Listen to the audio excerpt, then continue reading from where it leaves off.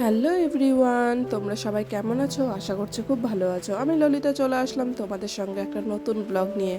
আশা করছি যে যেখান থেকে দেখছো অনেক সুস্থ আছো আর স্কিপ না করে পুরো ভিডিওটা দেখবে। তো সকাল সকাল ঘুম থেকে উঠে সমস্ত কাজ করার পরে এক কাপ চা খেয়ে নিলাম। তারপরে চলে আসলাম বিছানার কাছে, কারণ সকালবেলা বিছানাটা না গুছালে না মনে হয় সারা বাড়ি ঘর এলোমেলো করে রেখেছি। যাই হোক, এখন বিছানাটা গুছাবো। আর আমার ছেলে কিন্তু আজকে স্কুলে যাবে না বলে অনেকবার করে বাহানা করছে, মা আমি আজকে স্কুলে যাবই না। ওর বাবাকে পর্যন্ত ফোন করে বলেছে, বাবু আমি কিন্তু আজকে স্কুলে যাব না, তুমি মাকে বলো। তা আমি ওকে একটা শর্ত দিলাম, যদি স্কুলে না যাও তাহলে কমপক্ষে 3টা বই কিন্তু আজকে পড়তে হবে, আমি যতটা করে দেবো। ও আবার দেখলাম রাজিও হয়ে গেল। আর ও দেখতেই পাচ্ছ বই নিয়ে ঘুরঘুর করছে যে আমাকে পড়তে বসাও তাড়াতাড়ি, না পড়তে বসালে কিন্তু হবে না, তো না হলে আমাকে খেলতে দিবা না তুমি। তো আমি বিছানাটাও পরিষ্কার করে পরিপাটি করে ওকে নিয়ে বসে পড়লাম পড়তে। আর এখন 8:30 মতন বাজে হয়তো।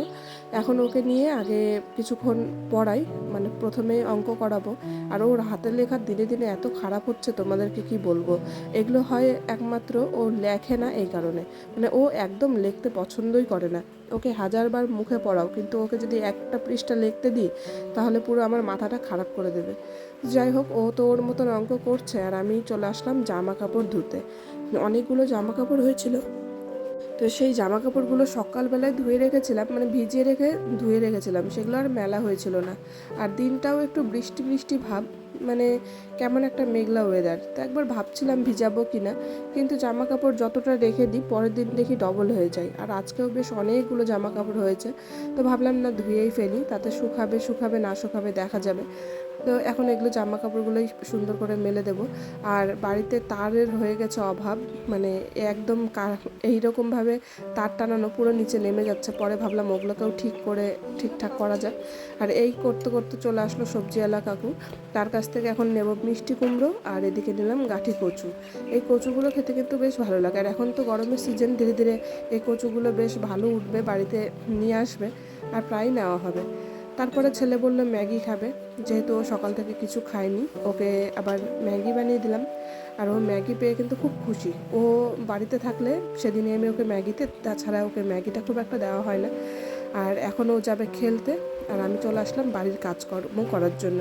যেহেতু বৃহস্পতিবার সকালবেলায় সব কাজকর্ম হয়ে গেছে মোটামুটি, এখন ভাবলাম যে বাড়িতে তো থাকবো না, তো গাছগুলোর যত্ন কে নেবে। মানে এই গোলাপের যে অনেকগুলো গাছ আছে টবের মধ্যে, সেই টবের গাছগুলো ভাবছিলাম কিছুদিন থেকে মাটিতে লাগিয়ে দেবো, কারণ তোমাদের দাদা ভাই মানে গাছ মরে গেলেও গাছে জল দেবে না। ওর এই স্বভাবগুলো খুব খারাপ, মানে যখন আমি বাড়িতে থাকবো না বাড়ি ঘরের যত্ন নেবে না, মানে কোনো একটা কাজ করবে না, এক কথায় কোনো কাজই করবে না। তো এই জিনিসটা ওর একটু চেঞ্জ হওয়া দরকার, কিন্তু কিছু বলাও যাবে না যতই হোক। তো আমি গাছগুলোকে এখন মাটিতে বসিয়ে দেব, মানে যতগুলো গোলাপের গাছ ছিল তো এই লাইন ধরে লাগাবো, আর দুটো থাকবে তো সেটা আমি গেটের সামনে লাগাবো ভেবেছি, দেখি কতটা কি করি। আর এই পাশে এই অ্যাডেনিয়ামের গাছটাও নিয়ে এসেছিলাম, ভাবছিলাম যে কিছুদিন থেকে ডালগুলো কেটে দেবো, কিন্তু কাটা হচ্ছে না, দেখি কবে কাটি। আর আমার এই পাশের যে পেয়ারা গাছটা আছে, মানে আমার বাড়িতে দুটো পেয়ারা গাছ, একটা হচ্ছে এই ঠাকুর ঘরের সামনে আর একটা হচ্ছে রাস্তার ধারে। তো ঠাকুর ঘরের সামনের গাছটা একদম দেয়ালের কাছাকাছি, যেহেতু একদিন না একদিন কাটতেই হবে। আর গাছটা না অনেকটা বড় হয়ে গেছে বলে মানে পুরো হেলে গেছে, তো ভাবলাম আজকে দুটো বড় বড় ডাল কেটে ফেলি। আর ডালগুলো কেটে ফেললে একটা সুবিধা হবে কি, গাছটাও একটু হালকাও হবে, আর যেহেতু আমরা বাড়িতে বেশি খুব একটা মানুষ নেই, তো পেয়ারাগুলো খাওয়ারও সেরকম লোক নেই।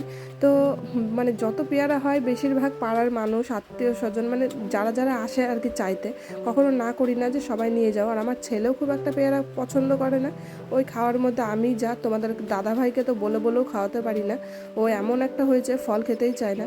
তো ভাবলাম এত ডাল গাছ রেখে কোনো লাভ নেই, তো একটা গাছ হলে যথেষ্ট ভেবেছিলাম পুরোটাই কেটে দেবো, কিন্তু ওই যে মায়া, এত ছোটোর থেকে গাছটা মানুষ করেছি মানে বড় করেছি, তো কাটতে একদম ইচ্ছা করে না। কিন্তু বাড়িতে হাওয়া বাতাসেরও কিন্তু খুব দরকার, তো বাড়িতে এতটাই বেশি গাছ হয়ে গেছে যে কিছুদিন পর পর ডাল না কাটলে হয়ই না। আর এই সব কারণে কিন্তু খড়িও অনেক হয়ে যায়। তো মানে যতটা সম্ভব ডালগুলো রেখে দেওয়ার চেষ্টা করব। আর যেগুলো পাতার নরম অংশগুলো যেগুলো পচে যাবে আর কি, সেগুলো একদম রাখবো না, শক্ত শক্ত ডাল কয়েকটা এখন আমি কেটে কেটে এখানে রেখে দেবো। তো দেখো গাছটা একদম হালকা হয়ে গেছে, একটা মাত্র ডাল রেখেছি। আর গোড়া দিয়ে এখন কয়েকটা লঙ্কার চারা বসাবো, আর এই পাশে একটা গোলাপের চারাও বসিয়েছি, মানে একটা না দুটো গোলাপের চারা বসিয়েছি এই পাশে। এখন লঙ্কার চারাগুলো ওই সাইড দিয়ে দেবো, যেহেতু গাছের জন্য ছায়া পেত, এই জন্য না এই গাছের গোড়াতে কোনো গাছ হতে চাইতো না। তো ভাবলাম গাছের ডালগুলো কাটলে একটু হাওয়া বাতাসও ঢুকবে, আলোও ঢুকবে, আর আমি কয়েকটা লঙ্কার চারাও এদিক দিয়ে কিন্তু বসাতে পারবো। গাছও থাকলো, সাথে আমার আরও কয়েকটা গাছ বসানোর জায়গাও হলো। আর আমার ছোটোর থেকেই আমি গাছ ভালোবাসি, মানে গাছ লাগাতে খুবই পছন্দ করি।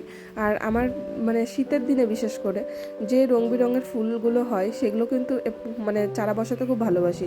তা আমি করি কি, প্রথমে টবে মানে যেগুলো আর কি চিরস্থায়ী গাছ, যেমন গোলাপ, অনেক ফুলের গাছে আছে যেগুলো সহজে মরে না, তো সেই গাছগুলো নার্সারি থেকে আনার সাথে সাথেই মাটিতে বসাই না।